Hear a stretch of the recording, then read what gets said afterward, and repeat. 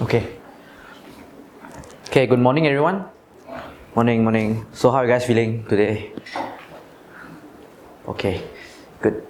Okay, how do you find like yesterday's session? I assume that you guys go through day one with Osama, right? What do you guys learn so far from that session? Just a high level. Anyone want to comment?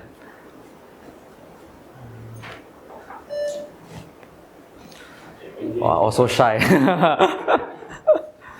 So yeah, Osama, what was your session yesterday, Osama?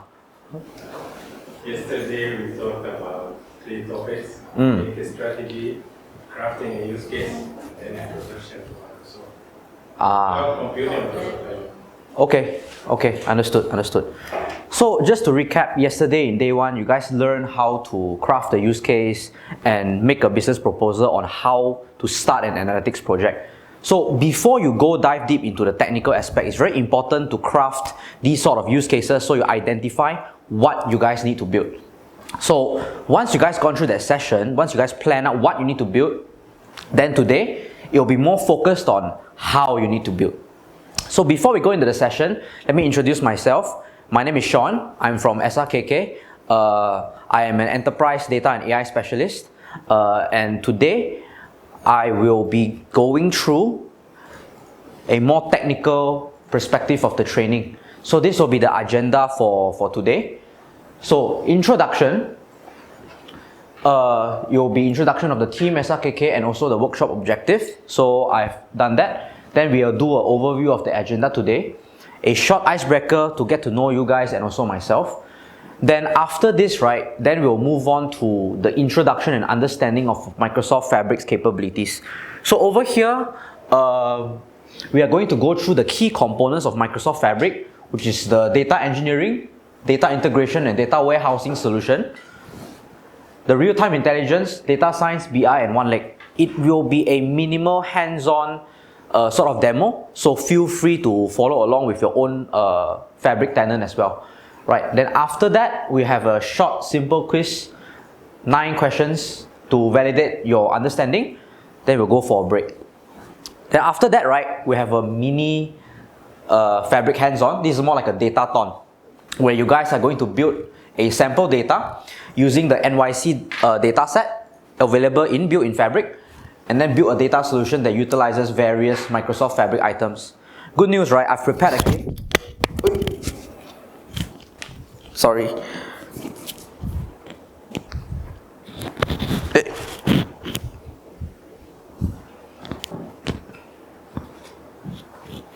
Yeah, good news, right? I've prepared a gift. So winner will receive a prize. It's a Microsoft swag. It's a tote bag lah. Later you guys can see, right? And then after this, then we'll close off the first session of the afternoon. Yeah. So this is the learning objective. Give me a moment. So this is the learning objective. So this full day hands-on training empowers you guys to understand, design and implement Microsoft Fabric solutions that aligns with your organization's data analytics goals, right? And then, okay, by the end of the session, you guys will be ready to plan initiatives suitable for rapid prototyping in Fabric workspaces before full-scale deployment lah. So you can quickly, have some CSV data sets, spin up a Fabric environment, create a workspace, upload to the lakehouse, and fully, do all the analytics workloads, and then do a quick rapid prototype POC before the deployment. So that would be the objective of this session, right? Okay, let's do a simple icebreaker. So when I craft this icebreaker, right, I feel that I thought that this space would be bigger, but I think it's okay. We can don't do this. We can do something simple. I just want to get to know you guys a little bit more. So can you guys just like for me, I will say my name and then what my involvement is with data. Then we'll pass on to the next person, and then the next person will just say, and then we'll go along lah. So I'll start first. My name is Sean, enterprise data and AI specialist. I build data engineering pipelines using Microsoft Fabric for my clients, right? So, yeah. How about you? My name is Wenye. Currently, I'm creating a Power BI dashboard. Oh, okay. My name is Eugene. Mm. I'm also doing creating Power BI dashboards. Power dashboards. Okay, nice. How about you? My name is Jim. I'm currently not working on any dashboard. But any involvement with data do you have in your you touch data before? Touch data before. Currently about data. I see. Understood. Okay, next. How about you? My name is Ammar. I'm a data analyst here and I'm also working on Power BI dashboards, specifically on supply chain. Okay, that's good. How about yourself? Hi, I'm Wahida Putra. So I'm the system architect. Maybe I do internal software development. Oh, software development. Backend or front end? More backend. More back, actually, semua full. Oh, full. Okay. But that means there's a lot of like data payloads and JSONs going around, basically, right? Yes, sir. Yeah. Understood. Okay. How about yourself? My name is Suki. I'm developing Power BI dashboard currently. So you guys are the dashboard team, is it? Yeah, they Oh. Okay. How about yourself? I'm Jason. I'm mostly working on machinery data and AIs. Machine learning and AI. Okay, understood. Okay, your turn. My name is Shen Fai. So I'm from IT department. I really focus on software and AI. Software and AI. Okay, yeah, your turn. My name is Chu from IT department also. I develop the in-house application In-house applications. and the data analysis. Okay. Thank you, guys. All right. Seems like we have a mix of, data analysts, dashboard builders, and also data users in this session. Which is so you guys have a very good, working understanding on what you guys are working on. That's good. Okay. So first, before I move into the technical aspect of Microsoft Fabric items, let me just give a quick overview on what Microsoft Fabric is. So, Microsoft Fabric essentially is a unified data platform. So, bringing it all together in one platform. So, to make this transformation practical, organizations usually we need a platform that unifies your data estate, simplifies complexity, governance and security, and empower business users. So, before the era of Microsoft Fabric data platform, right, we have various tools out there like Snowflake, Databricks, GCP, Python, Airflow, ADF, Denodo, and the list goes on and on and on and on, right? But right now, after Microsoft Fabric has been sort of created in the market, exists in the market, Microsoft Fabric delivers all these capabilities in a single integrated platform. So you no longer need to provision different tools for different user persona. For example, back then, if you want to do data engineering, you might need to use GCP, Snowflake, Airflow, ADF. Then if you want dashboards, you need Power BI, Tableau, QuickSense, etc., right? And if you want real-time analytics, you need maybe a Kafka, Confluence, these kind of things. Then, and if you want like data governance, you need to actually provision another tool. In Microsoft, we call it Microsoft Purview. Then there's like Informatica. The list goes on basically. But right now, you have again all these in one platform, and your data is being governed by a unified data foundation, which is one lake. Essentially, it's like your data estate, OneDrive, but for data analytics lah. Okay? Before I move on to the key components, anyone has a question so far? Okay. Going once, going twice. Okay. So without further ado, right, let's move on to the key component. So this is the data engineering. So Microsoft Fabric delivers these capabilities in a single integrated platform, as mentioned. So for data engineering perspective, right, you guys are mainly going to be utilizing the data integration tool, which is the Azure Data Factory. Data engineering, this is actually a notebook, and data warehousing solutions. There are three different main data warehousing categories, which we'll go through later. And then, of course, the data is in the one lake lah. So before I move on to the demo, let's go through the first session, the first item first, which is the Fabric Data Factory.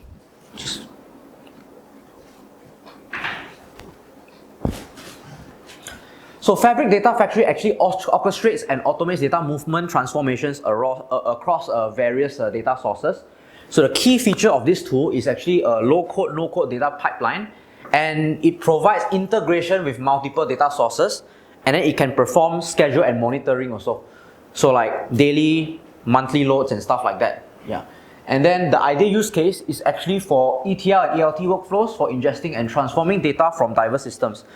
You can see this as an orchestration tool, like your task scheduler in your Windows. Task scheduler, your cron, your bash scripts, this sort of stuff. But this one is of course using the UI lah.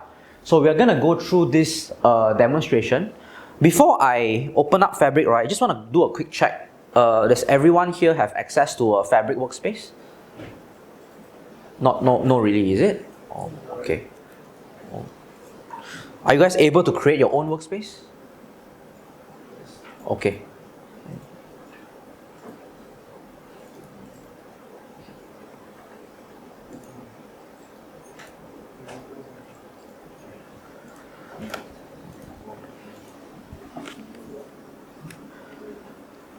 Okay, so for those who are already in the workspace, right? Yeah, you can just use your existing workspace to create items. If not, then yeah, we can click on workspaces over here. And then we can click on new workspace. Then you can just create your own. Yeah. I'll give it like 5 minutes for you guys to do a setup lah.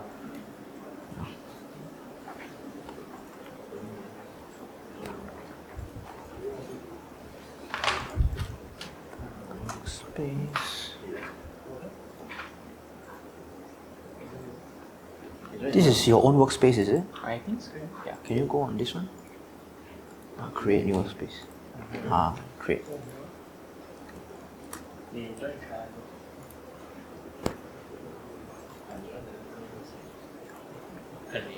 Oh, you don't have Fabric, is it? Sorry? Oh, you're a bit busy, ah? I see, yeah, no worries then. Create a new workspace. Yeah. Can you click on workspaces? New workspace. Yeah, new workspace. Yeah. Busy, is it? Okay, no worries. Yeah, can create this. You can call your workspace FAIAD. Let's call your Yeah. Fabric and this section. FAIAD. Let's call your name.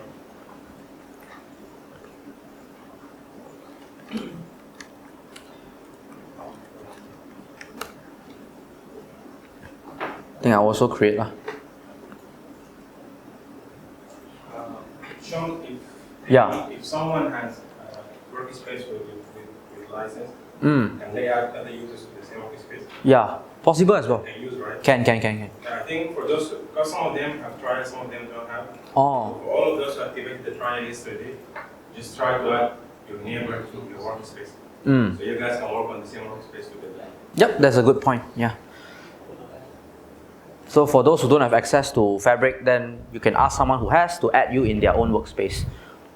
So how to perform that is, can do manage access, add people or group,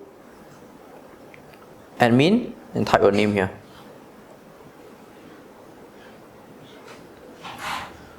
Yes.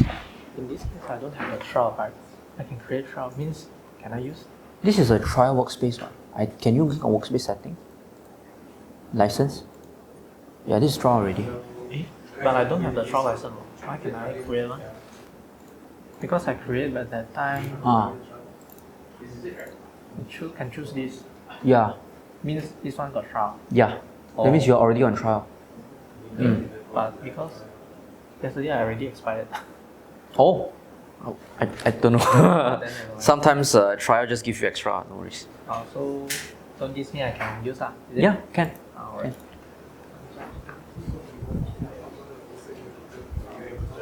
Okay, I'll just walk around and see. Do you have trial license? Manage access? Sorry, not this one. Workspace setting? License info? Ah, okay.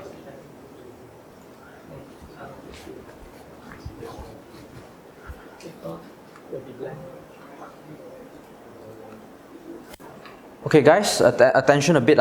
So you guys click on workspace setting, license info, and then check and see if you guys are attached to trial or not. Workspace setting, license info. So can each one of you add one? Osama, you're blocking the camera.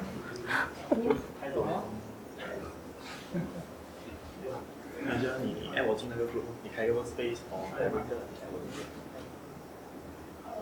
And you also have trial, right? Maybe Jason you can add Mark. Then so keep Trial, okay.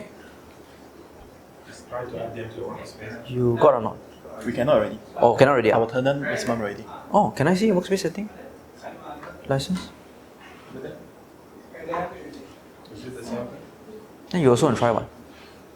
This is a Pro Power BI Pro license. Try it. Can you edit? You also have trial, right? This is trial, fabric trial.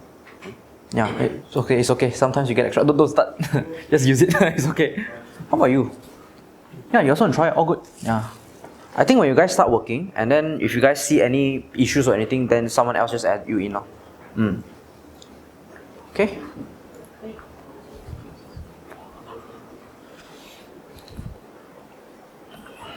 Okay, I think everyone has created their own workspace, which is good. So right now, let's explore data factory. So I'll click on new item.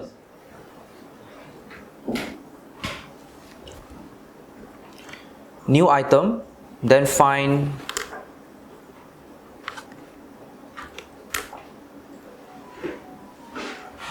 I don't think it's this one. Find pipeline. They changed the name.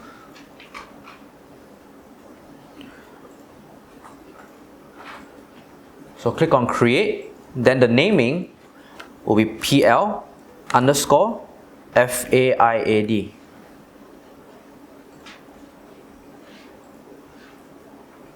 And click on create.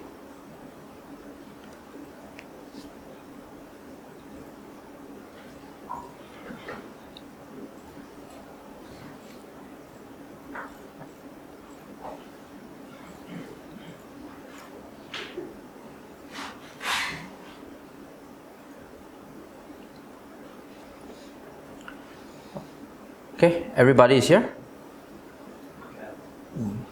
Okay, that's good. Next, click on this, practice with sample data.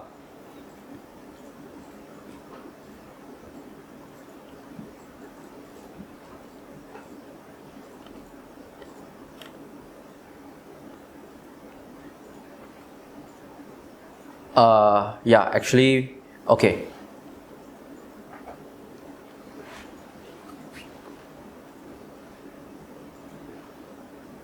Okay, once you click on this, you need to choose your destination on where you want to load this sample data into lah. So let's create a lake house.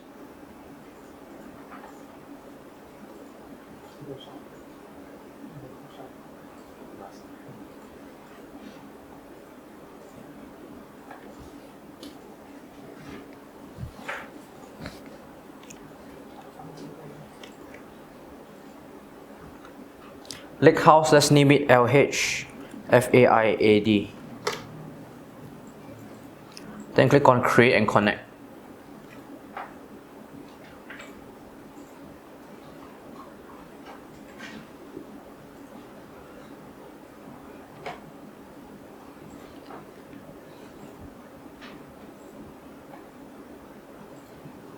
Okay, everyone okay so far? Okay, then click on use this template.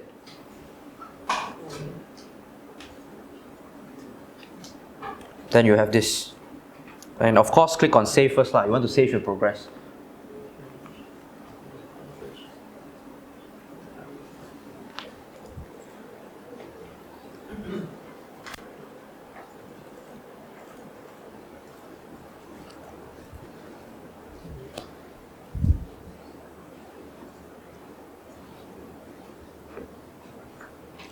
Remember to save your progress, guys. top left.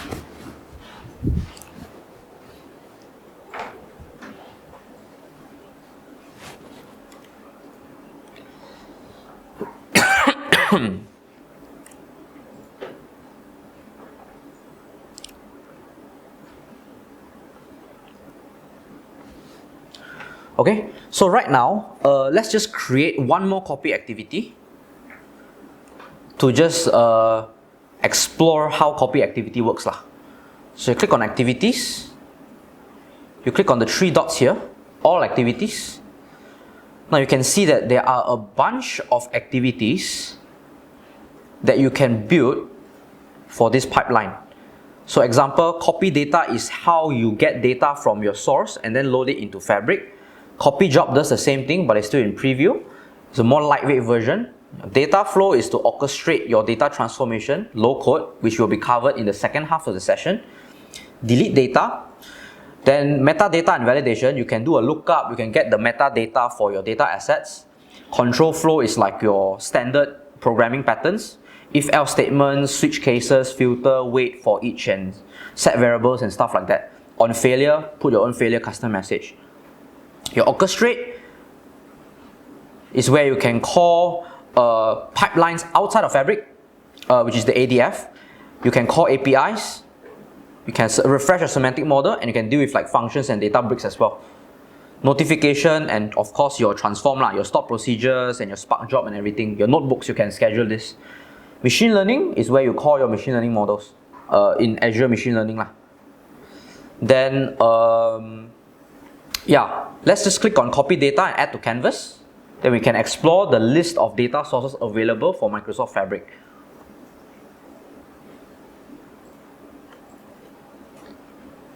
Okay, once you create this copy data, you can click on the source. Okay, click on this drop down in the connection, source, and then you click on connection, browse all. Yeah, as you can see, right, if you click on view more here, you can see there's like a lot of sources that are available for you to pull data from. REST APIs, your Microsoft 365, your MongoDB, ODBC, native ODBC connectors, your blob storage, and so on and so forth. I think there are over 100 native connectors to Microsoft Fabric using this tool, which is copy activity, sorry. Yeah, you can connect to your Power Platform as well, which is Dataverse. Yeah, so basically these are how we do the data integration, getting data from your source to Microsoft Fabric lah. Okay, now we have explored this, we can just go ahead and delete this copy data. Don't have to save.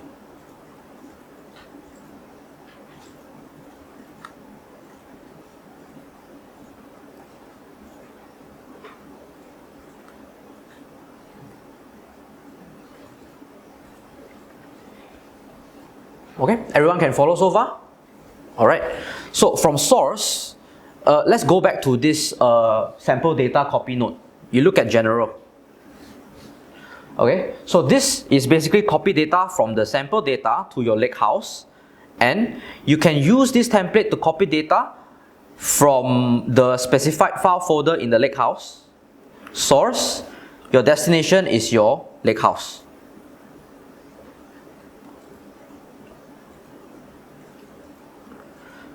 Okay, for now, because this is quite a big data set which will be used later for your mini hands-on, let's click on run. Oh, actually before that, right, look at here. There's a schedule session where you can add schedule, and then you can basically trigger this pipeline based on your own schedule lah. And then not only that, right, there's a trigger function where you can add the trigger. Over here, you can add some rules that make this data pipeline run on various different events.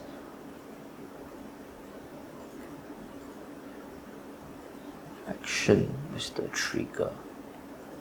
Yeah, okay. So let's run this.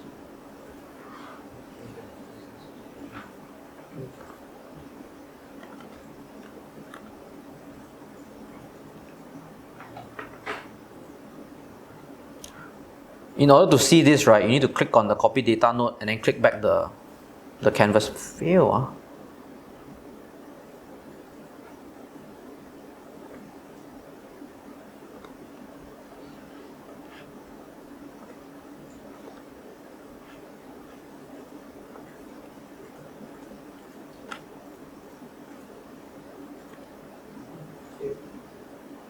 It's weird.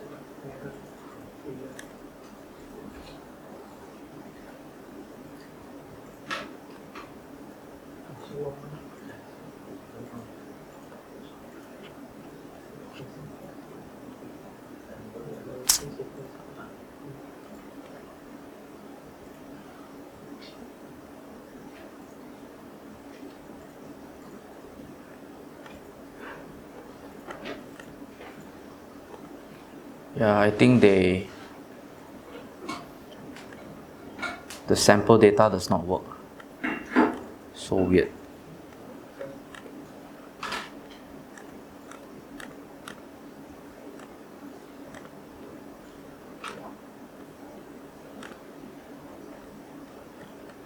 Okay, let me try one more time. Try this. Okay, this part you don't have to follow along. I'm just testing out why the sample data from Microsoft does not work.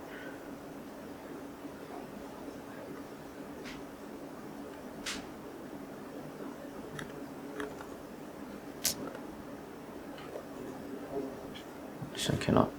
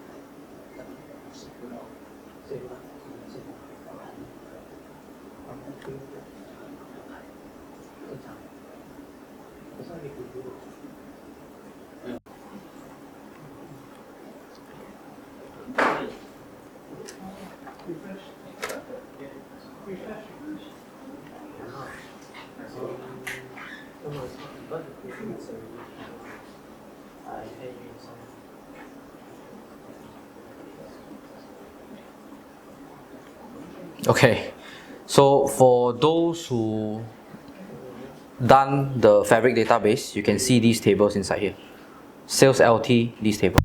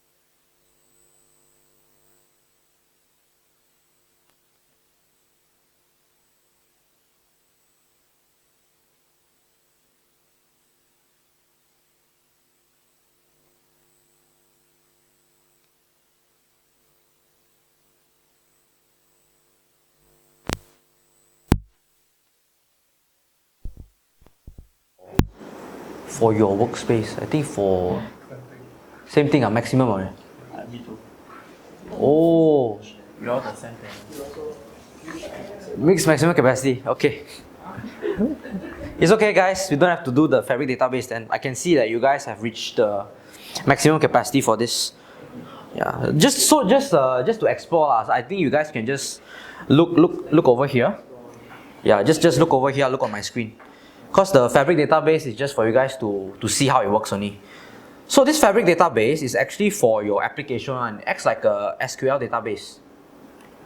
So if you look over here, there's some connection strings that you can connect to if you want to build applications. ODBC, JDBC, you can connect using PHP as well.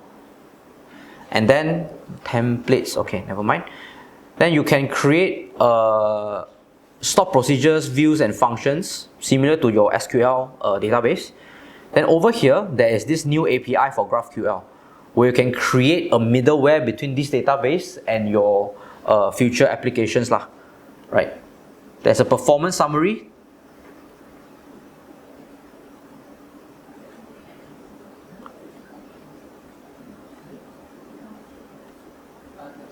To see how many vCores being consumed, what is the users connected, etc. etc.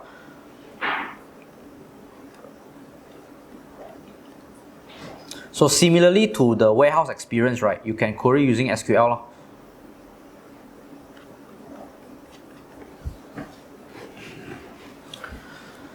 Okay, so finally, let's create a notebook.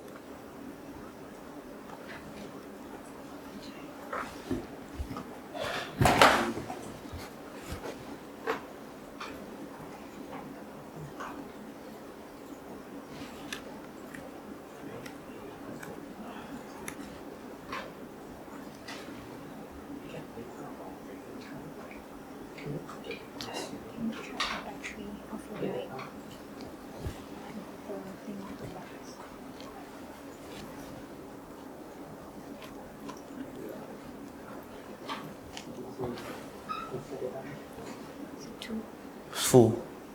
Okay, when it drops to 2, just check like in the next 10, 20 minutes. Okay. If it drops to 2, then change batteries. Okay, understood. Thank you.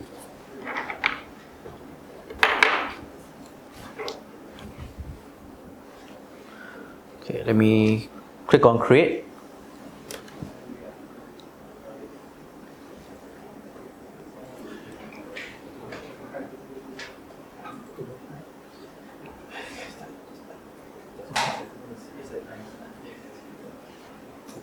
Okay, anyone has any challenge doing this?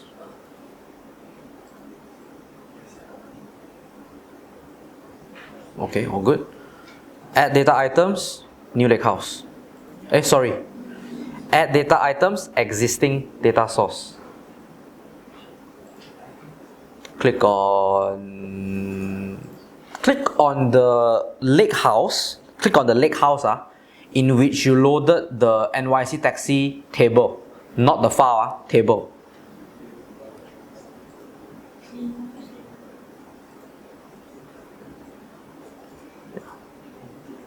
So you're supposed to see this.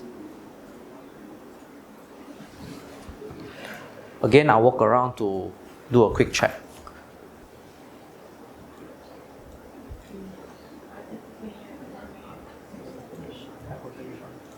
No worries.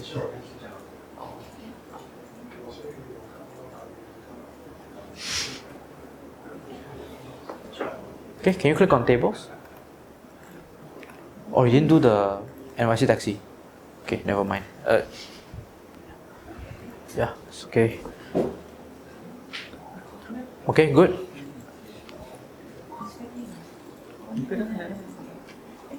Oui? Unable fail to fetch.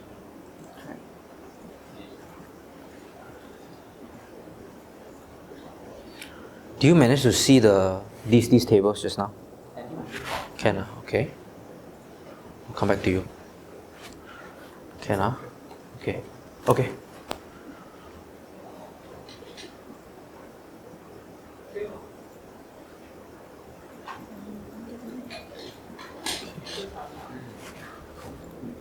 Do you have the tables? Why your table is different?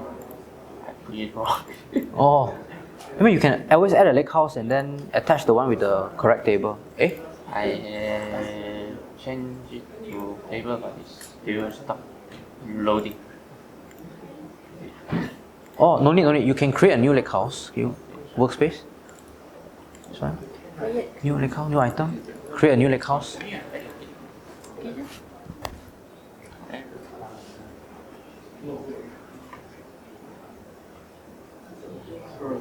Let me see.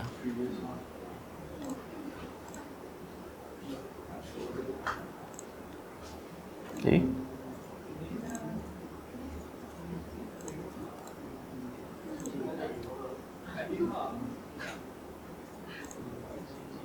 Can what?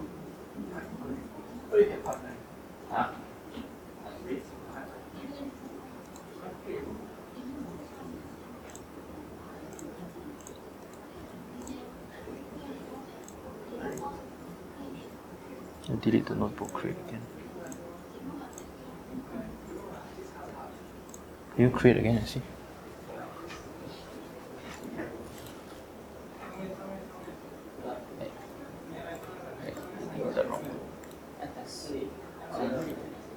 You don't have to use the pipeline. You create the lake house and then put a sample data using the lake house. Oh, I Yeah. Different name. One, is okay, anything. Yeah, correct, create. Same thing, you attach. Existing. Clean.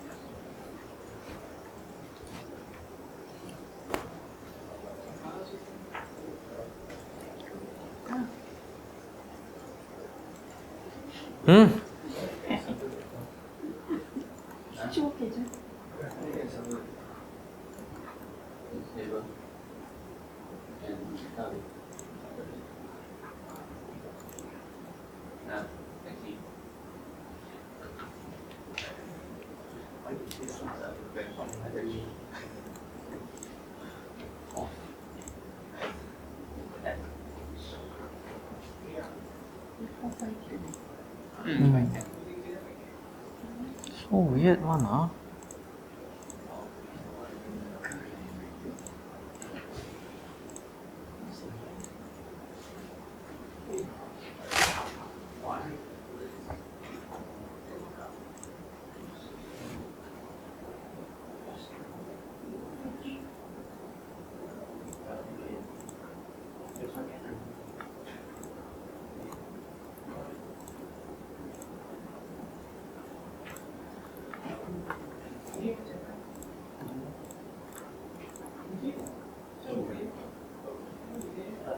Oh, can already. Okay. Fresh? Yeah, I guess so. Okay.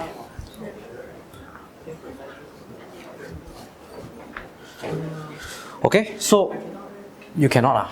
I mean, you do have with the racks. Or refresh the page. I think she also have the same issue. Refresh. Yeah. Refresh. Oh, is it? Yeah. When she refresh, it's okay. Oh, like that also can? Yeah. Oh, yeah. Okay lah. Okay. Okay. So basically, right now you have your data connected to your lake house. Then you can just drag it inside here, and then you can load it using the code lah. Okay, run.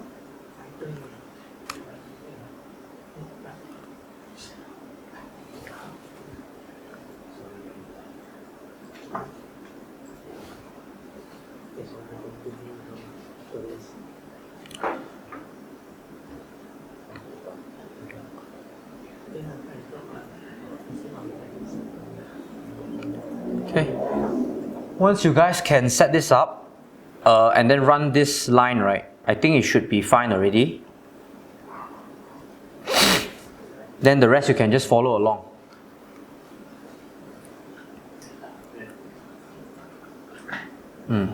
So you see, now the data is out.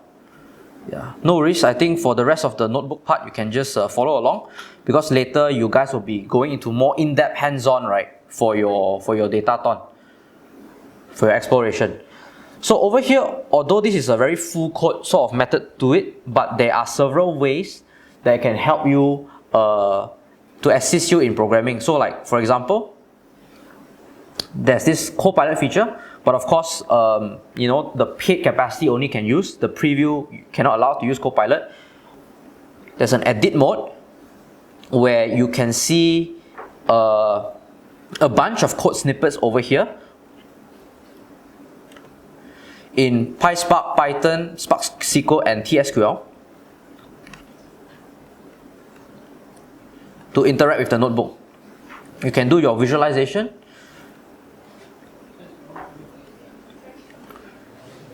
You can do your notebook resource interaction, best practices, logging, and etc. etc. So these can help you, you know, sort of create your own code snippets lah. And if you notice over here, right, it's actually using spark.sql. So although you are using sort of Python, but you can actually query the data in your data frame. Sorry, query the data in your lakehouse using SQL as well. Okay?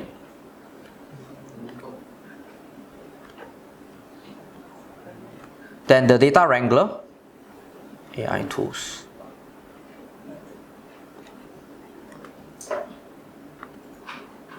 What is this? Okay, this is new.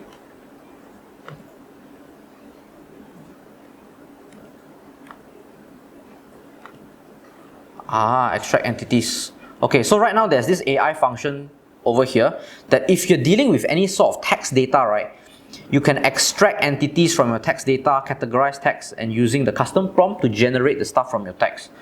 So let's say detect sentiment. You can select your data frame in which you've loaded. Then you can select the column to analyze. Let's say any.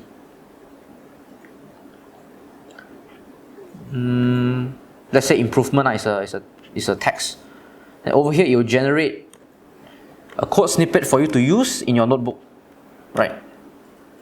So you guys can play around with this and then see how you can, you know, explore some interesting stuff later lah. You can even use your own, you know, CSV. You can upload to the lakehouse files and then read it as well. I think it's okay.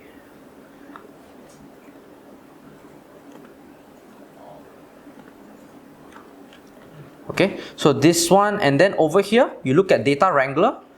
This is how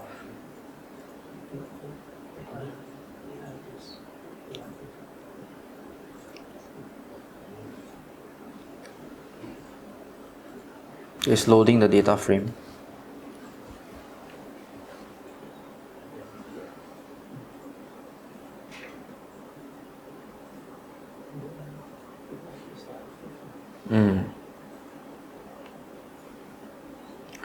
You can create several code snippets, calculate similarities.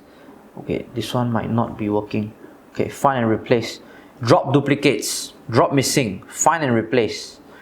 You want to do some numeric functions, you can do calculation.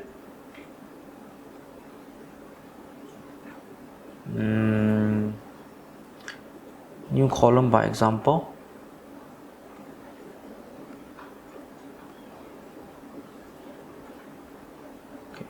Sorry. Capitalize first character, text to lowercase. Okay. Schema. For example, let's do a simple one. Change column type. Vendor ID. New type, string. Okay. When you click on apply, right,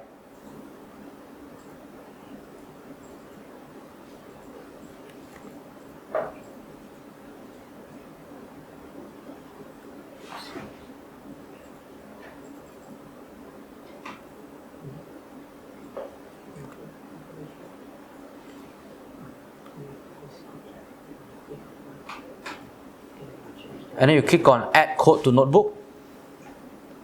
You can preview the code before you add. Okay, let's cancel. So after I sort of do the what's that called? The operation. Let me do another one. Let's round. Round fair amount. Let's say lah.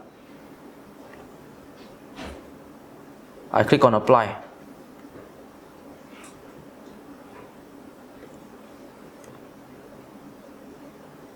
You see, now I will add this code to notebook. Also, just now, as I mentioned, I've converted the vendor ID to string, and then converted the fair amount to rounding it off, and then I will display the data frame. So I'll add, and as you can see, the code has been generated over here.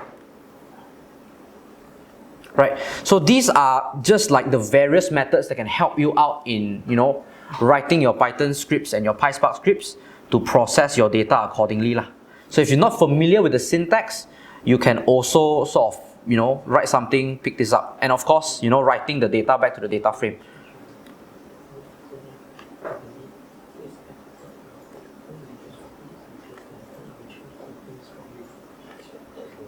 Lakehouse interaction. Write to Lakehouse. Copy. Paste.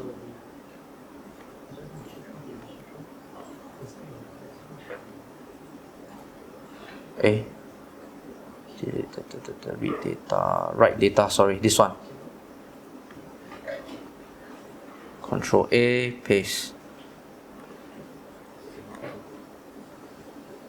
Okay, as you can see, even if I want to write a new data frame to the Lakehouse, after I clean all my stuff, right, then I want to write it back. I can use this code snippet, which can be simply gotten from the code snippet part which I mentioned just now lah. Yeah. Okay, so now that is the notebook feature. Are there any questions from the floor before I move on? Okay. How are you guys feeling so far? Still okay? Can keep up?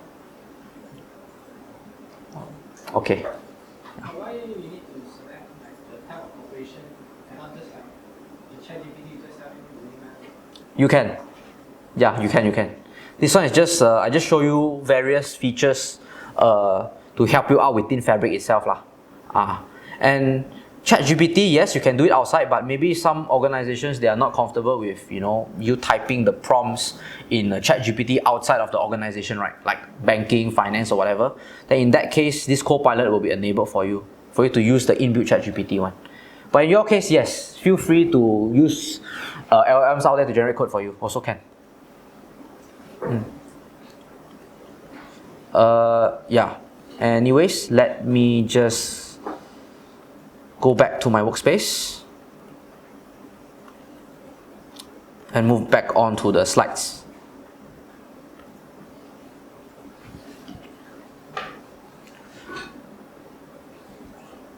Okay, so the data engineering component, we have already covered everything. So just a small recap: Fabric Data Factory to load data into your various storages. Database is for app. Warehouse is structured data only. Lakehouse is a combination of unstructured and structured. As you see just now, some of you can load the taxi data in form of unstructured in the Lakehouse, right? So yeah, basically these are all been covered in the demo.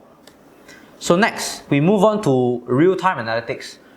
So in real-time analytics, there are two things that we will sort of cover in this demo. There is the real-time analytics event house portion and also the data activator. So all these actually is in one item only which is called event house. So KQL database and real-time dashboards, the same. So same thing, go back to the new item. Type here, event. Click on event house. Event house underscore FAIAD. And click on create.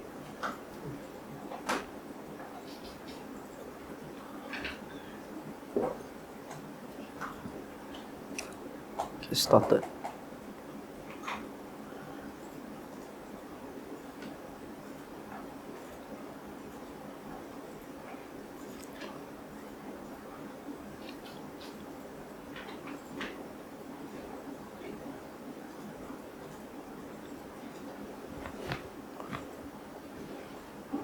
Okay, can you guys get to here? Now click on the, over here KQL database, right? Click the three dot, get data, click on sample.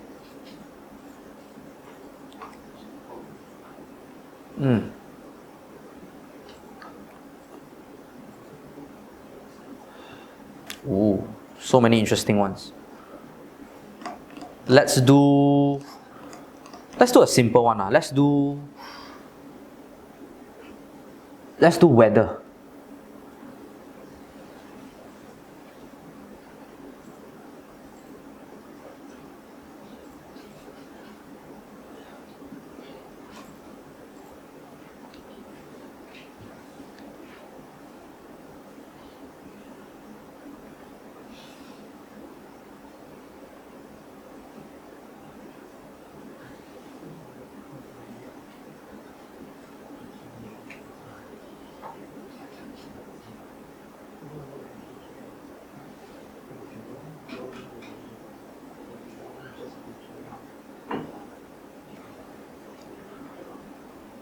Okay, everyone can see this?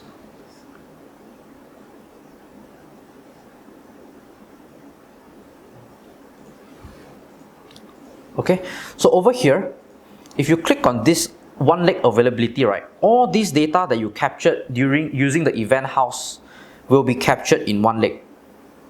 Okay.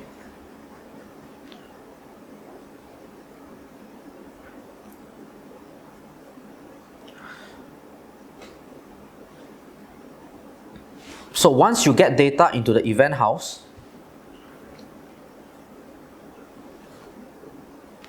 you can create a KQL query set.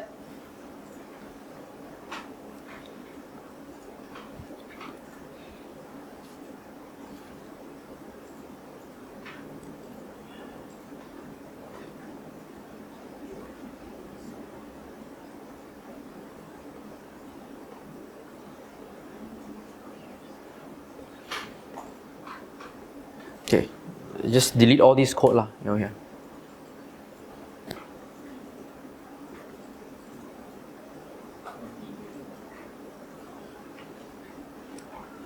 Okay, can right click on the weather, create script inline.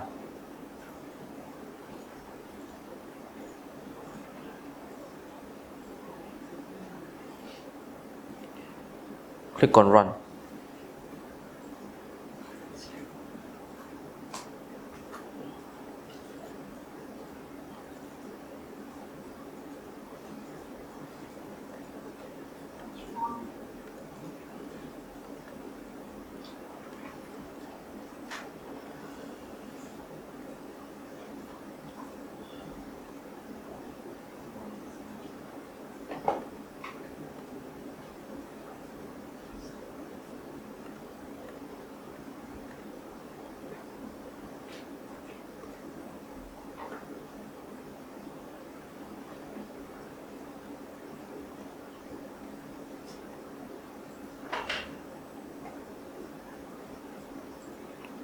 And right click, click on the three dot, explore data.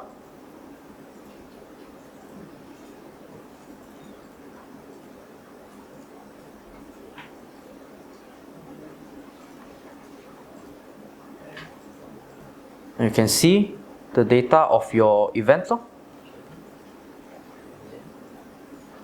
Yeah. You can do aggregation.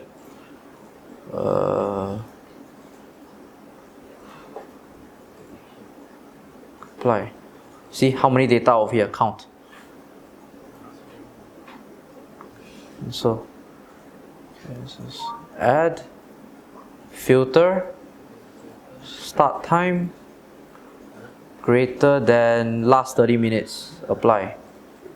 Okay, too early. Okay. Sorry, add filter, start time, greater than or equals last 14 days. See if it works. Okay, never mind. I don't know how long the data is. It's okay, but yeah, I get the point. So that's can filter this. Once you guys done this, right, you guys can save to dashboard or edit in the query set. Let's do this one. Select.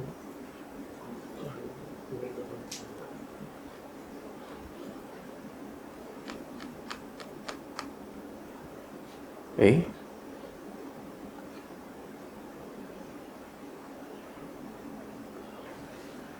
Okay, never mind, let's delete this.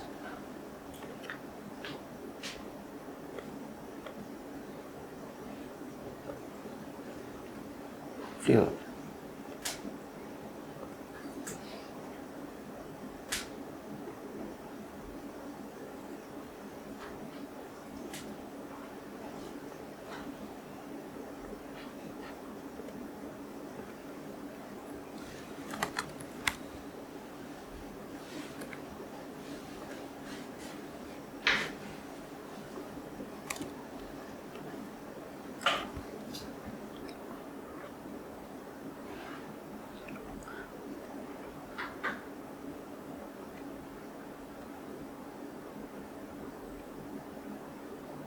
Okay, anyways, now going back to the canvas, right?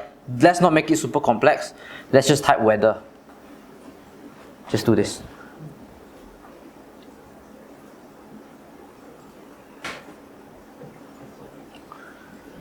Okay, but anyways, if you were to go through all the features in the KQL, I don't think we have enough time, but you see there's like so many buttons to press, right? So let's just do this, weather, then this one come out, then we just save to the real-time dashboard lor. Okay? Just click on save to dashboard. New dashboard. RTFAIAD. Town name. Weather. Click on create.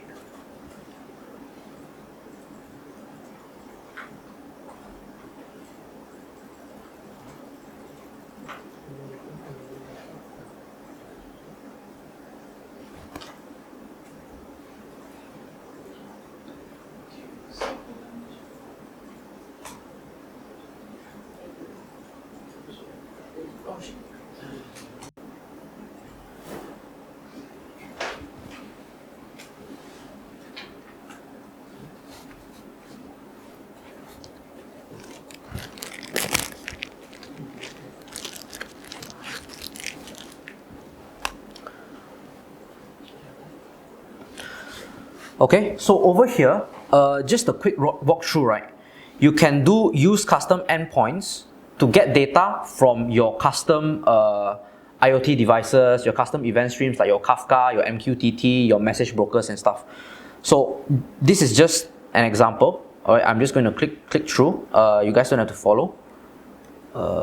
Just add custom endpoint. Where's the okay. Transform events? No. That's source. Endpoint. Okay, where's that? No.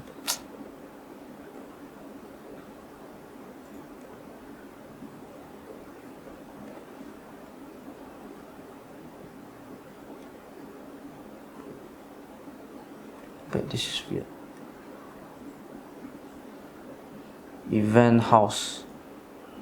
Okay. Direct ingestion. Oh.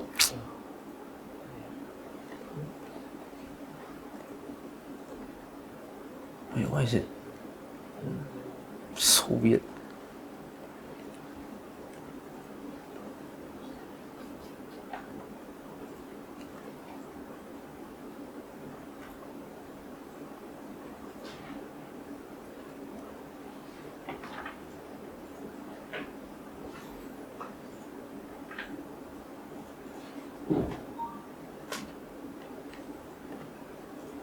Okay, anyways, so custom endpoint I'll display later.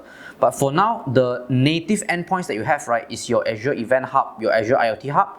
You can even connect to your Kafka, your blob storage, your MQTT IoT messages, your CDC sources and whatnot. So from there, when you grab the event, then your respective KQL and your real-time database you can display lah.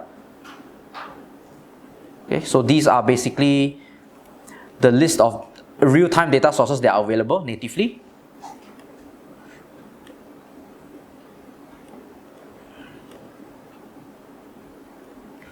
For the custom endpoint,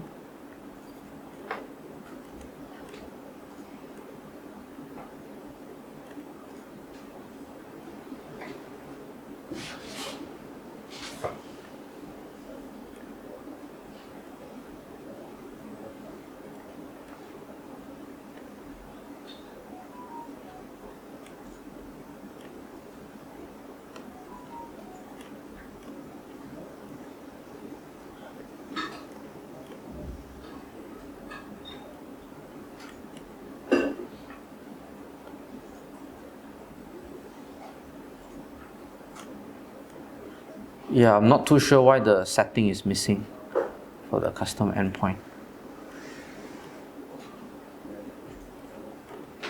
Yeah, I think it's okay.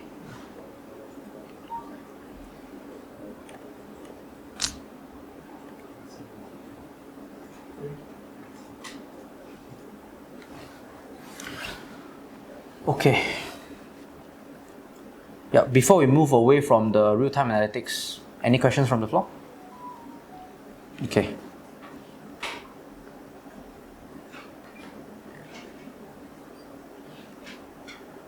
Okay, so the final component for the real-time analytics, right, it will be the data activator.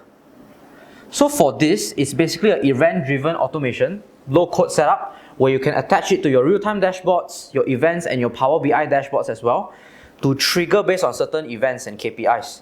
So for this perspective, right, I think it'll be easier to explain because there's a lot of different methods to set up. I will show you guys a 8 minutes video for this. Right, so moving back to the new item, data activator.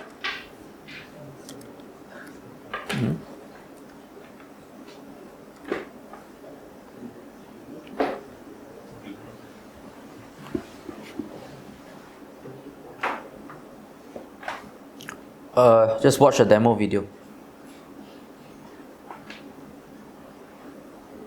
You guys hear? No volume. This one is it? Okay.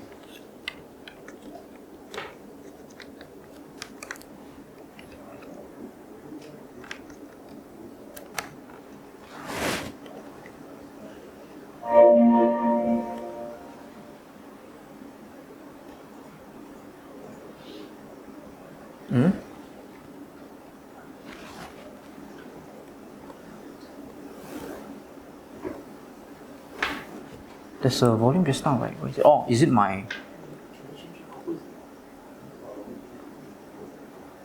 Which one is it? Huh?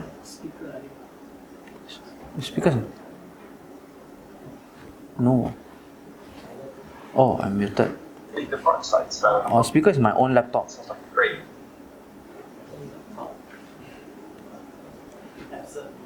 Absent already. Yeah. Cannot.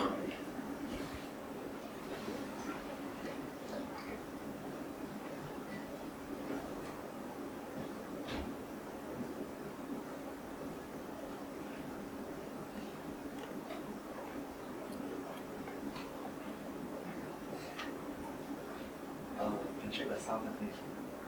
Sounds.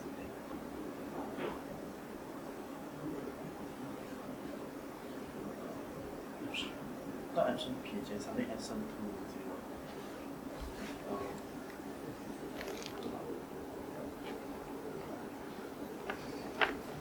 I think it's okay. I think I'll use my laptop one. Yeah. Let me just Dolby Atmos for speakers. Top. All the way. Called Data Activator. And I spent 6 years or so doing Power BI stuff, a bit of visualizations, a bit of modeling, and about a year ago, we saw there's an opportunity for this new product. It's something to go and lead the product side. So I thought, hey, why not? It sounds like a great opportunity for me to grow and learn. So I've been driving that for the last year or so. What is this Data Activator and why? Why is it important to me? It's a way for people to start linking the insights and the cool things they find in their Power BI data to some actions. So when you find something in your report and you go, that's really weird, I didn't realize that my sales were declining in that place. Or you go, I didn't realize that we had a problem with package deliveries in that city. I need to go do something. I need to go change the way I run my business, change operations in my business. Data Activate can help bridge that gap. You know, Will, don't take offense to this, but it's kind of like the alerts that I can set up on a dashboard. Patrick, I like that you bring that up. For everyone watching, in the comments below, put hashtag dashboard if you actually use the dashboard feature in Power BI. Not talking about a report that you made look like a dashboard. You're actually using the dashboard as just segment. Continue. Yeah. So that feature that's been around in dashboards for a while, really useful if you want to do some really basic alerts in a dashboard. We all know most people are using Power BI reports today, and alerting on the data in those reports you have not been able to do. The Data Activator can help there as well, but yeah, we can set up these alerts on top of the data that's in those reports. Keep watching those reports for you, watching the visuals in those reports. It's like Big Brother. No, it's not. Okay, I got it. I like this. I think it's phenomenal, but you know, we like to do it down in cube. Enough of this talking, Will. Let's head over to your laptop. I'm going to start off with something super simple. So I've got a report here actually that's using some data from the bikes that are available for rent in London. So if anybody of you have visited London, you can probably tell from my accent I'm from the UK. I would have never guessed. The people who run these bikes, they actually make the data available through an API. So we're connecting to that data, bringing it into this Power BI report. So I'm combining that real-time data about how many bikes are available in the street, each docking station, with other information from our data warehouse and other places. For these bike stations, how occupied are they? How much empty space is there for people to leave bikes, and how many bikes are available? And if I was going to go and check this report on a regular basis to make sure that we're distributing the bikes around London properly, that's going to take me some time to keep going and monitoring that report. The Data Activator can help here. What I need to do is come to the visual I care about, choose this trigger action option from one of these charts, and now we can create an alert. So all I need to tell it is, what do I want to measure? What's the conditions that I'm looking for? And then we'll set up the action that I want to take. So in this case, we want to measure this occupancy rate. We're going to say for each of the streets. You can see like the filters and slices from the report, all of the context from what you selected in the report. That's all being applied to this alert as well. So it understands all the things that you've been looking at. And then we can say, how often do you want to go check this data? Most people's Power BI reports probably refresh once a day, so you probably only need to check it once a day. But if you've got more real-time data like this, check that in 5 minutes. Wait a second, are we talking real time or near real time? We'll go and check it for you once an hour, or we're down to every 5 minutes. Okay. So if your data's faster than that, yeah, it's near real time. Okay. We'll come back another time to talk a bit more about like real time. And then we say, hey, what's the alert that you want to check? What's the threshold that you want to look at? So you can say when it becomes greater than something, or it's below a threshold, changes from or to a different value. In this case, I want to know when it becomes greater than, let's say, a threshold of 80%. So when there's 8% occupancy, which means we're running out of space in that docking station, so people won't be able to put a bike back in again. You know, I need to say whether I want to save this alert, because we're going to save this as an item back into your Fabric workspace. And I'm actually going to choose a different workspace. And so what this is going to do, this is going to create what we call a reflex. Well, if you think about what Data Activator is doing, it's listening for that stimulus, that data coming in from that Power BI report. And it's taking a response. It's a stimulus response system. So we've created this reflex item, and the reflex is where we store, what are we connecting to, what are the things that we care about, and then we'll go and look at the actions. We create these triggers, which are monitoring this data, looking for these conditions, driving some actions as a result. Right, so this is what's got created. What we can see here is that same data that we're monitoring pulled in from Power BI. My work is easy because I use ClickUp. Here's how I get perfect notes from every meeting. I click this toggle to send my... This is going to keep getting refreshed every 5 minutes, like we were saying. We can see it's looking for when does that value become greater than 0.8. And you can see actually over the last few hours, there were 3 points here where for Duke Street Hill and Snowfields, there weren't too many bikes in this place. So this is showing us what would have happened if this trigger had been run. And then at the bottom, you can see it's sending me an email. So this is a super simple alert that's going to go send me an email, but I can do other things as well. I can go send a Teams message instead. So I can put in things like, type the headlines, so there's too many bikes, and I can add in some extra information if I brought in some more data.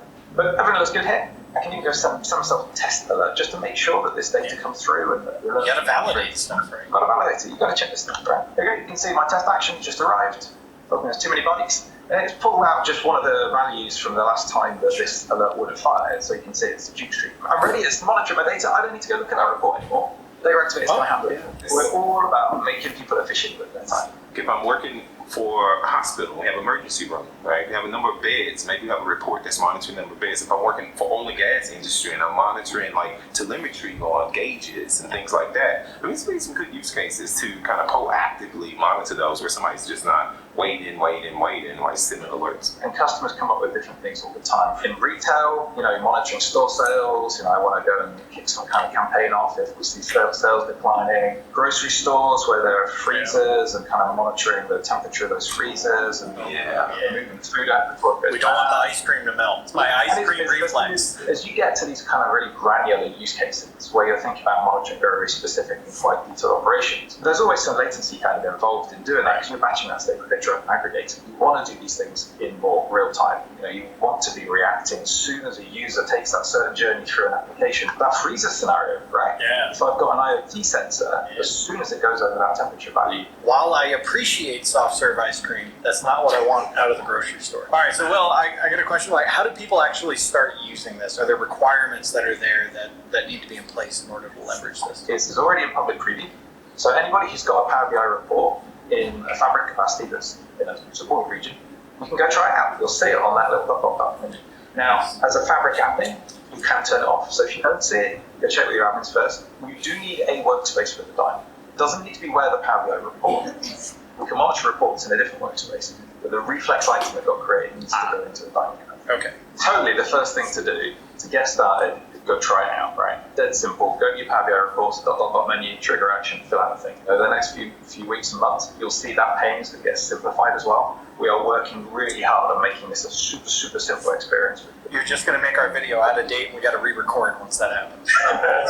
That's how Will's making sure it can come back. So you will see changes to it, but we really want to hear that feedback as well. Yes. Yep. I would love if everybody who goes and tries it also gets on the community forums, on the ideas forum, and let us know what you think. Thank you, Will, for being here with us, and thank you everyone for watching.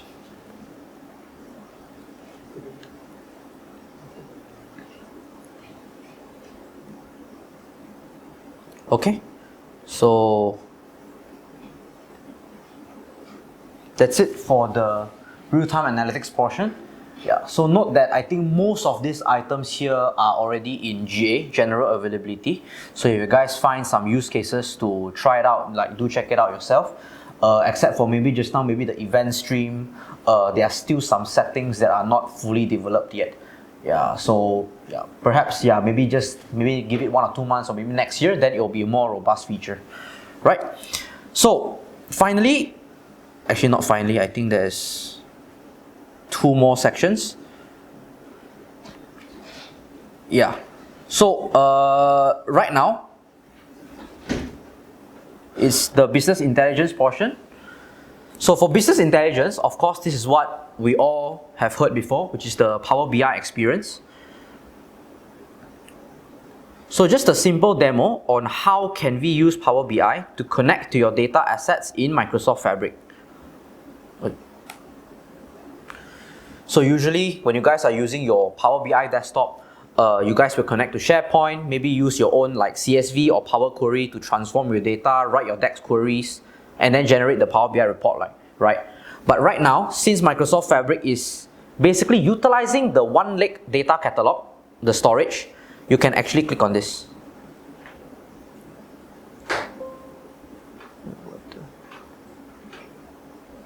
Oh, dark mode.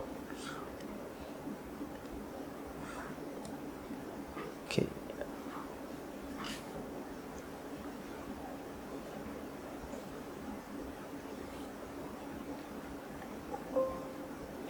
Okay, let's see.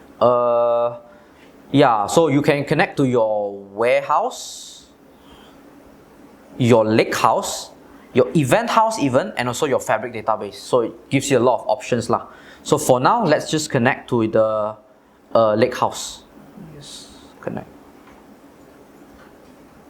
You can choose your tables from one lake.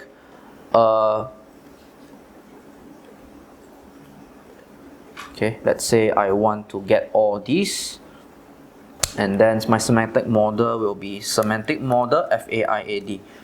Click on OK.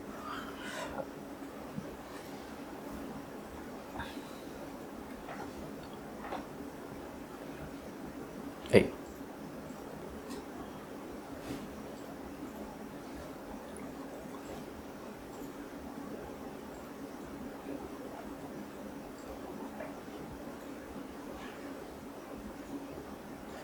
Yep, so over here, this semantic model will be created, and then it's actually linked to Fabric using direct link mode. So it's a live editing using direct link. So you can use this direct link semantic model feature to build your relationships between tables. You can write your DAX queries and whatnot. But this is your semantic model. Now, of course, we need to go your Power BI desktop and create again. To create the visuals from this semantic model. Create a blank report.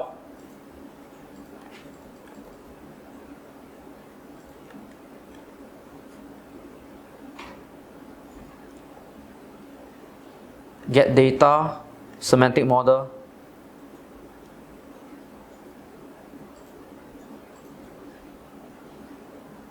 This one. And connect it.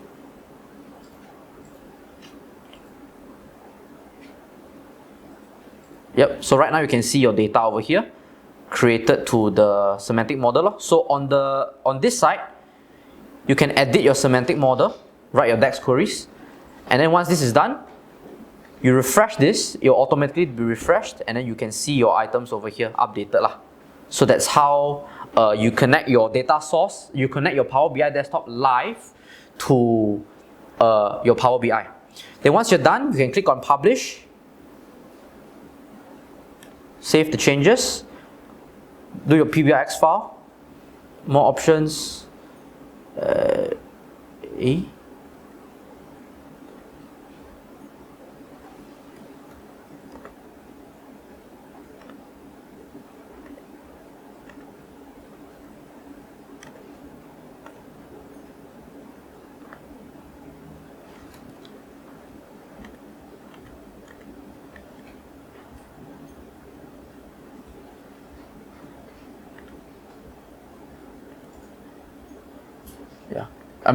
basically you can click on publish and then publish it to wherever location that you so desire as a PBIX file. Right, and then you can upload it to Fabric and whatnot. Okay, so that's it for the Power BI. Just a quick demo on how you can, create a live connection to Fabric sources.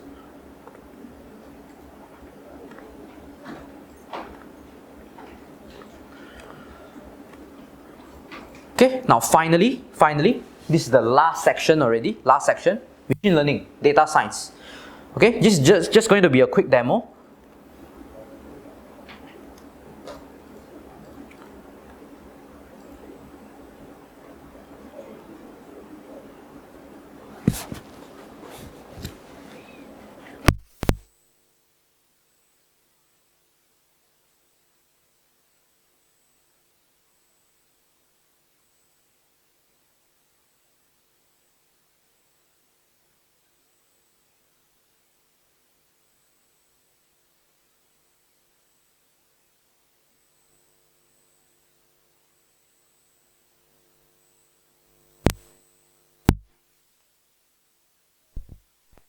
Or FAIAD, click on create.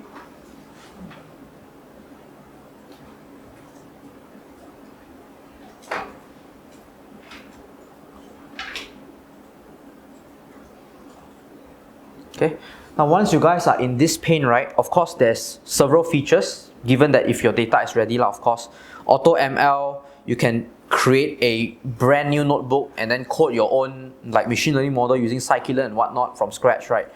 You can use existing notebooks, and then for now today for this demonstration, we're just gonna create a very simple linear regression. We're just gonna start with a template.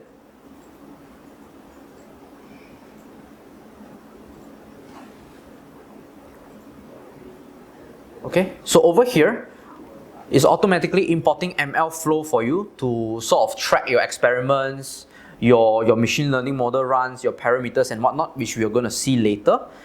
This one is for ML ops lah, basically a simple one. So experiment name, let's do it FAIAD LR for linear regression, and then the two arrow left and right, you delete it, and then just click on run all. Wait, hold on. Yeah, just click on run all.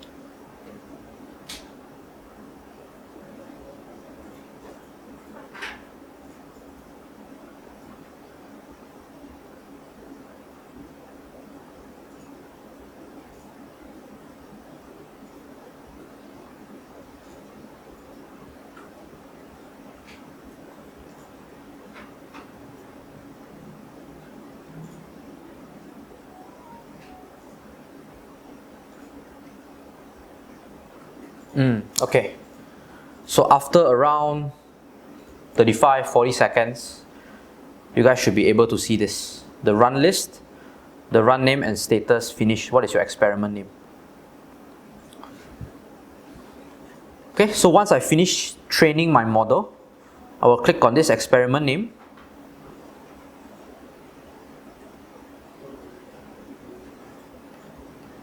And then I can see my information.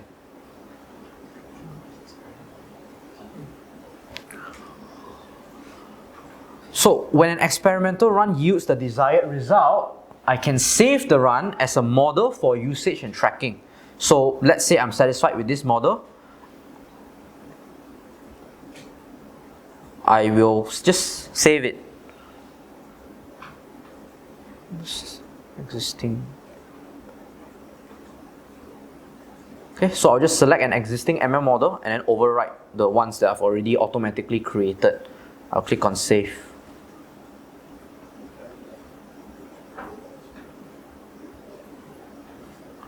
Successfully saved. I'll view the model.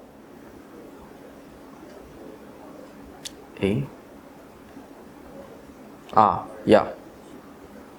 So over here, as you can see just now, the ML-FIAD model, right? Now you have two versions already. How do you use it? Apply this version. Copy code to apply. This is the code for you to sort of use the model. Your input table, on what data you want to use for inferencing. You call the model, transform it, and then you write it back as the output, which is your prediction lah. So this is how machine learning feature works in Microsoft Fabric lah, basically. So you can use this to integrate it with your existing data assets. If you're familiar, right? If you guys can recall, just now when you are playing with the notebook, is the exactly same syntax. So you read the data from your lakehouse in the notebook, put it in the model that you train, and then write it back. It's that simple as that. And everything, code snippet, everything is already being generated for you.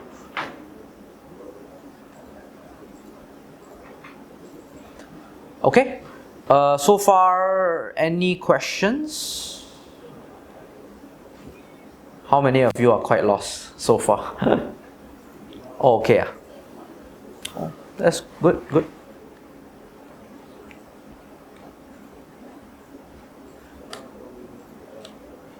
Okay, again, any questions? If no more, then let's see, what is the agenda? Are we on track? 11 AM morning break. Okay, just in time. So, can you guys scan this QR? We can do a sort of simple quiz to validate your understanding before we go for the 15 minutes break.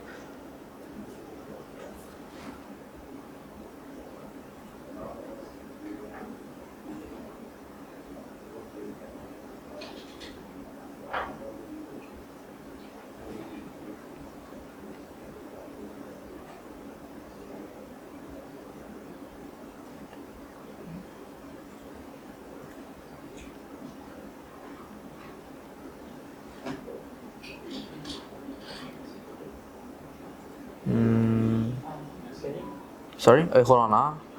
Let me just...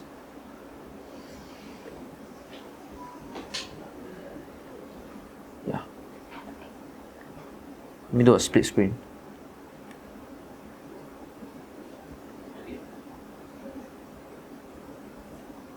Everyone can access something? Invalid? Okay, they must start again.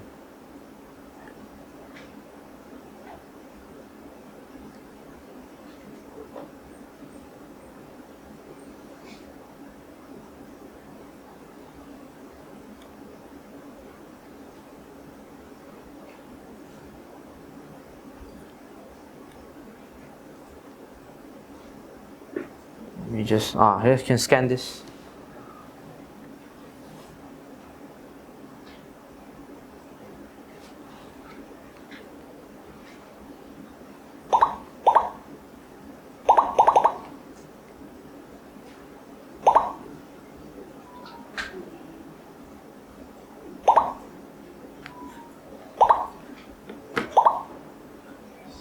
Okay, I think everyone is here, right? 1, 2, 3, 4, 5, 6, 7, 8, 9. Okay.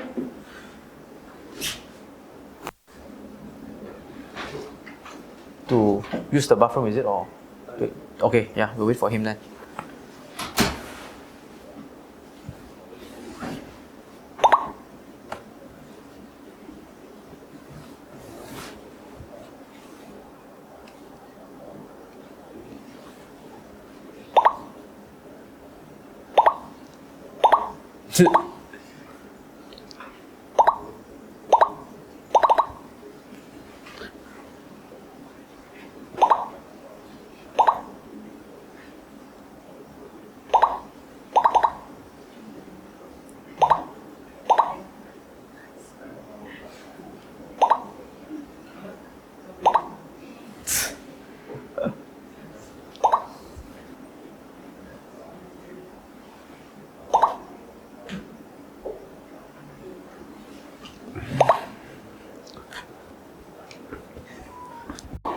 Okay, guys, really hyped.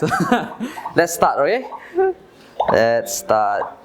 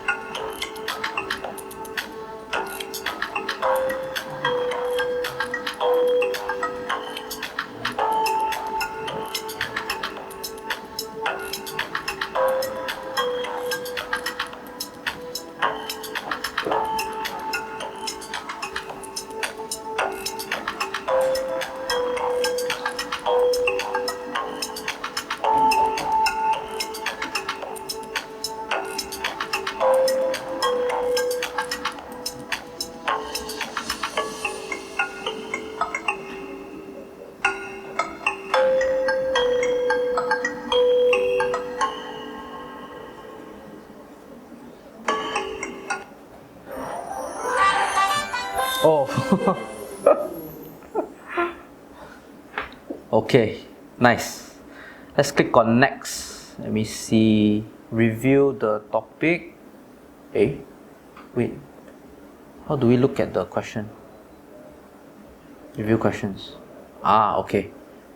So let's go through the questions, the answers. So what is Fabric primarily designed for?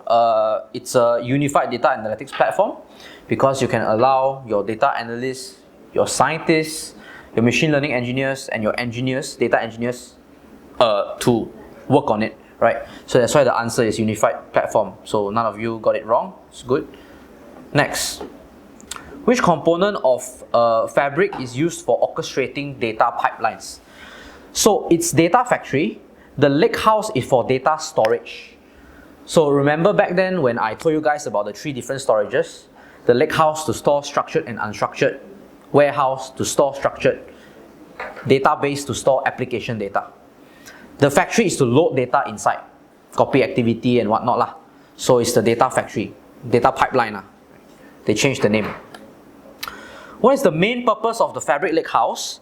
Is to combine data lake's flexibility with the warehouse performance. So Fabric Lakehouse is a data lake called structured and unstructured, right? The replacing relational database, that one is the Fabric database, right? Okay. Fabric Notebook is using Python, okay, very straightforward. What is one lake in Microsoft Fabric? So all of you got it right, a unified data lake. Large-scale analytics and BI reporting, a bit of a mixed answers, but it is a Fabric warehouse. So Fabric warehouse is to store structured data only, similar to Fabric database, but warehouse is for analytics data. Database is for application data. So again, notebook is for programming to get data, read data from the warehouse. It's not a storage. Event stream is for real time. Database is application data. Event stream is for real time, correct? Now if you got it wrong.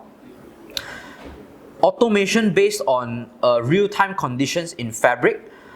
It's the data activator, which to enable the real time. Lakehouse, again, as mentioned, is the structured and unstructured. Data pipeline, it is possible, but you need to work with the activator to trigger the events. So I think pipeline is also, you can say it's a half correct lah. Which Fabric component supports delta table for ACID transactions? Okay, this one is a little bit of a hard question, but it's more lakehouse because it's using delta lake. Notebook is to process data from the lakehouse. Yeah. Oh, I think that's it. Okay. Can exit the quiz. Okay, good job everyone. I think overall accuracy is quite high, 74%.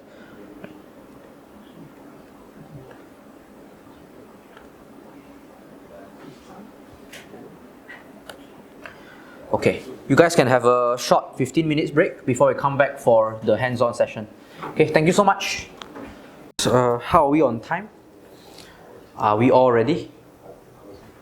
Actually, those participants, are they in toilet out already or? I don't know, no idea. Okay, it's okay, yeah. Okay, 5 more minutes, yeah? Just 5 more minutes.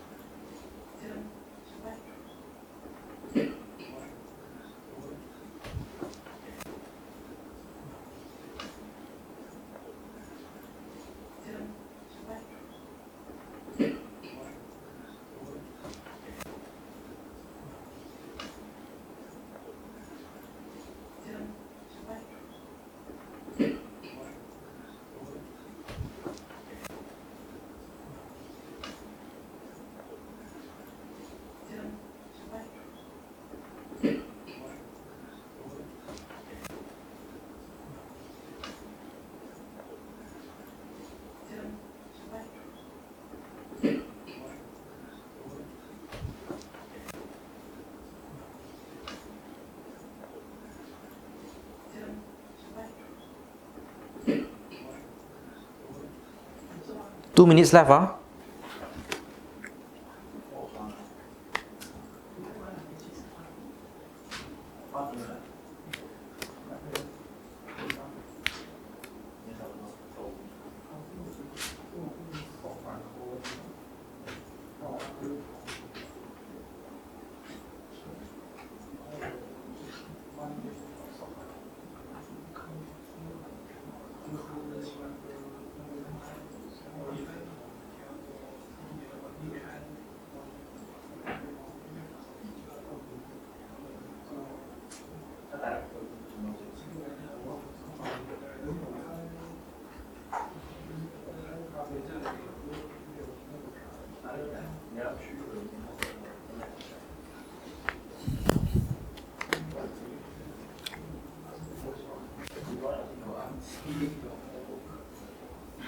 Okay, guys, time's up. Someone needs to present. No time already. I mean, while someone is presenting, the rest can still work, right? But then, yeah, I think we need the first participant to present now. Oh, nice. I'll give you this.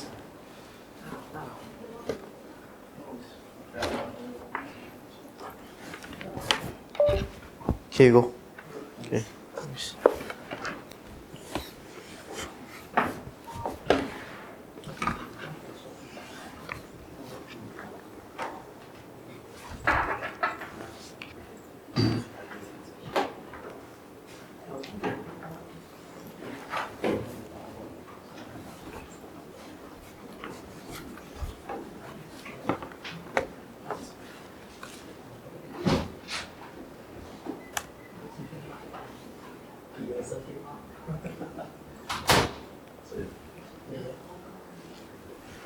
Sorry, sorry. May I have your name? Chen Fai, okay.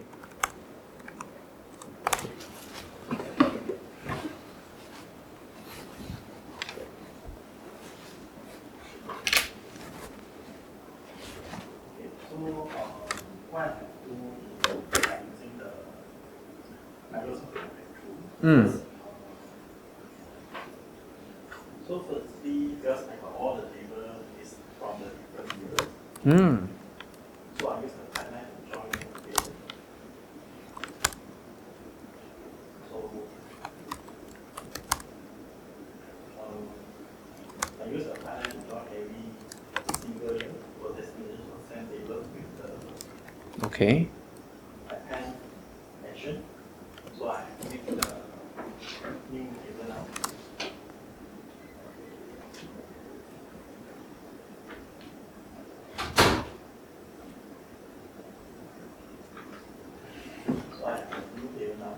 Merge, okay. So this the merge all the data together, and then I use the notebook to do the data cleaning. Okay.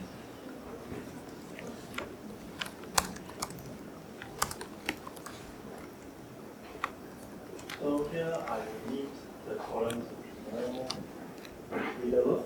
Nice, okay. And then some not necessary column, I just amount data, I just drop it. Mm. And then convert the times there, I get the year and month from the pickup date. And then I save it back to the data link. Okay. By another new table. Mm. Called the create table. So it's the same thing. So this considered as after green data. Mm. And then I use the shorthand.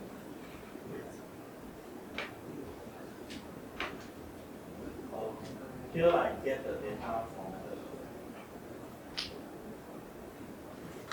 green table. Mm-hmm. And then I do the what information I can get. So firstly, it's based on the clear rate. I calculate based on the year.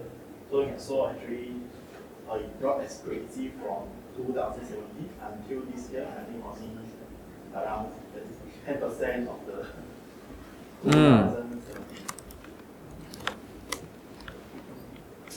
Wait. So the customer is still quite kind, still get a lot of tips. to the driver. Mm. And here is the distance used. So if see actually the sales is dropped, but actually the distance is increased, which means that only the long distance trip that will use the taxi. Ah. So the short distance they won't use the taxi. Actually the rate is quite low. So I can see the sales is very low, but the distance is very high. I see. Good find, good find. Good. Okay. So that's all. Okay, thank you.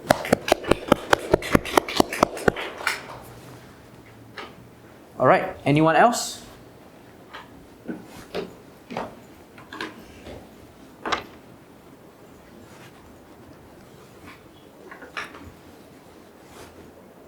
Anyone else? No one. No one, then winner we got already.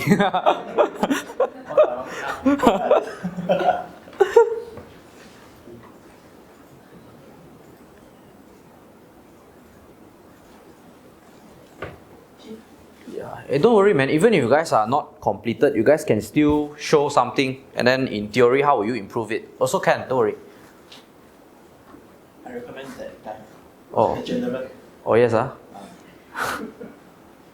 mean, I'm seeing it quite nice, what? Like, why it's present? No, I use different data set. Yeah, it's possible. Yeah, don't have to use the taxi. Don't have to use taxi. Just now I posted either NYC taxi or any data set that you can create in Fabric or upload.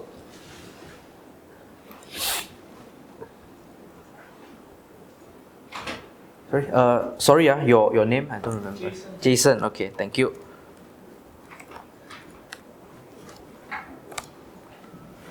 So, actually, I'm really interested with what KQL can actually bring to me and to us.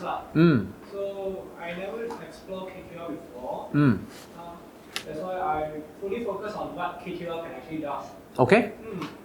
So what I actually do is, of course, initially I started with creating a dashboard at the workbench there. So once I started, then I kept to designing my dashboard. So you can see these are the dashboard that I actually did. So it's all real time. I mean, not real time, it's based on the data that actually we input. Okay. So the data that I inputted here, of course, is the one that we use over there was the weather one because it's the easiest to use. So what are the insights that I'm looking into is like such as what are the event types and the event count. Because initially there's a very long, which I think that the lists are too long, so I only shortlist to be the top 20 to actually present us like what are the usual account, like thunderstorms, hills, and then flash flood stuff. Then we go into monthly trending.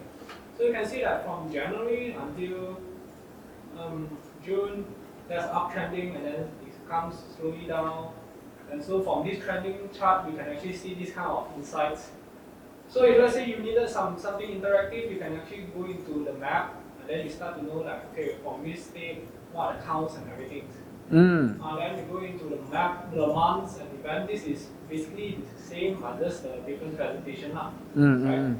So this one will be the state versus the event type. So this actually will actually give you some insight, so you know that Alabama actually has a very a lot of cases reported, and what are those? Mostly are coming from drought, and then sometimes dust level, and then you can see based on the color, you actually know how come the drought is actually so high, and then what are always got reported, and which are the states that affected the most, maybe Georgia. Stuff. So these are the insights. So because in the US there are many of states, so there's a very long list over here. Right? Okay, great. So next we'll go into max duration because after you knowing that your state actually have all these kind of things happening, so we wanted to know what is the max duration that actually occurs. What are the usual? Because when you say thunderstorm is the highest, but when it comes to duration, it's not thunderstorm, it's drought. Drought and flood, these are the things that actually always take a long time to actually to take off and goes off. So you can actually see drought, flood, heat, wildfire, stuff and stuff. So on here, this is a specific table. I selected flood to be analyzed because drought is very common and wanted to know which flood actually affected the states. So I actually selected flood because flood is almost the same as the drought, right? More interested in flood. Then lastly is the event count, so you can actually see the trending and stuff over here. So all this, which I believe that actually, if let's say it comes to our reporting and stuff, this is also very interesting. Actually, we can actually use it in our factory, and actually we wanted to see something live, right? Do you guys have any IoT devices in your factory? Yeah, there are. Oh, interesting find. Yeah, nice. Can I see your Custo query? My question query is only the first one. I only did the first one because the first one I deleted it. So after you created the first dashboard, you can just use new tiles, then you can actually just create. So usually just. Can you view the query in the dashboard? Yeah, view query. Yeah. Wow, okay. So for every new tiles, you give a new query for it, is it? Yes, correct. I see, okay.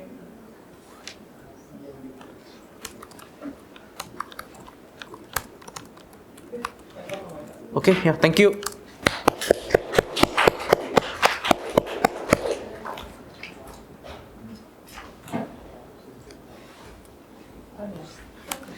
Okay, anyone else?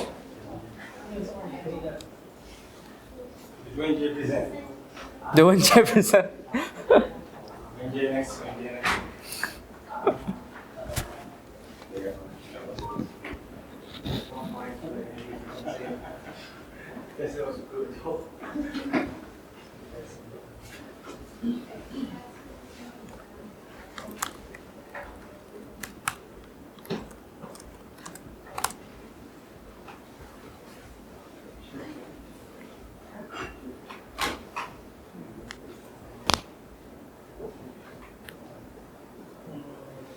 So basically I just connect the data and just I didn't do anything more. I just verify to the simulated model from the lake house. Okay. And after that I will just use the Power BI to connect to the simulated model. Okay, so this is roughly the summary overview of the text. So like this chart you can see we got the text amount by the city. So like here we also can submit, I think we also can filter by the months. So like let's say we can see from April, then this one is the top 10 city from the US. So we also can see by employee, which employee is the highest. Then this one is by the stock item. So here we can see which item is the most popular and the profit for that item. So let's say we also can see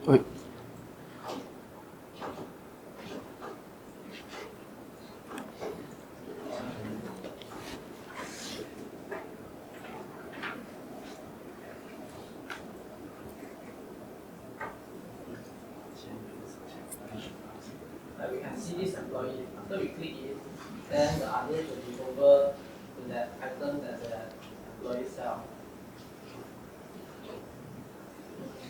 And the state, the city that he involved. Yeah, just something like that. Okay. Okay, understood. Okay, thank you.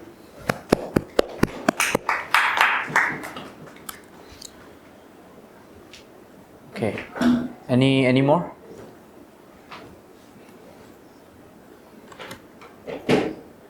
Okay. Going once. Going twice. Okay. Yeah, I think it's okay lah. All right.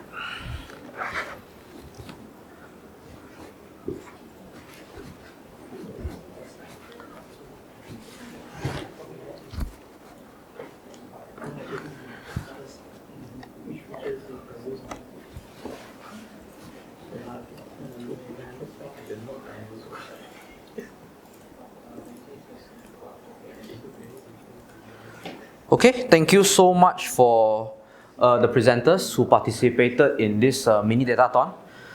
So, I did promise winner to receive a prize. So actually I'm having a trouble picking between Cheng Fai and also Jason, because Cheng Fai, you have managed to utilize the actual end-to-end solution, and you have managed to make use of various Microsoft Fabric items like your data pipeline to merge your data sets, and also notebook to clean, and then after that moving to visualization layer, and you have a very good like creative insights as well in addition to the business case. So you actually tick all the box.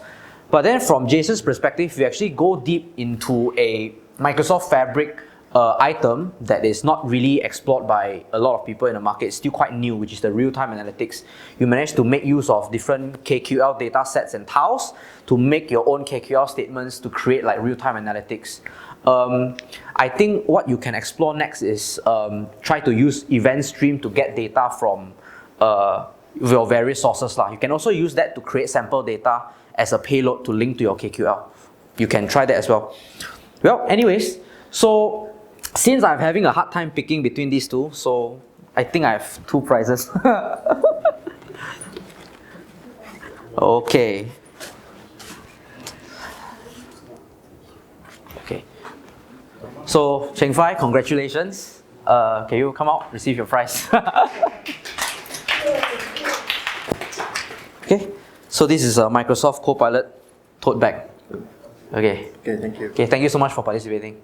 Okay. Next, Jason.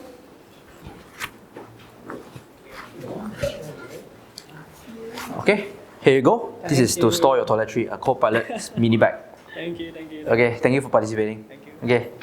Also, yeah, thank you for Wen Jie for participating as well. Okay, let's do a closing, a simple closing for our session.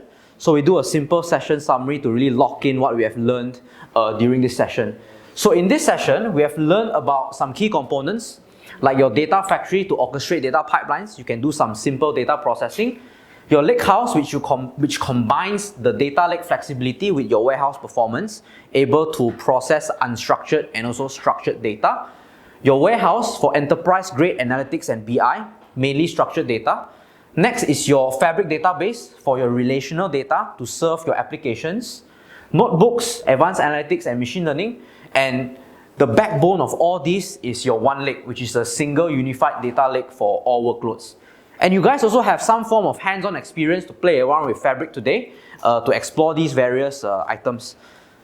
So the key takeaway is Microsoft Fabric actually simplifies the data integration, analytics and AI all within just one platform.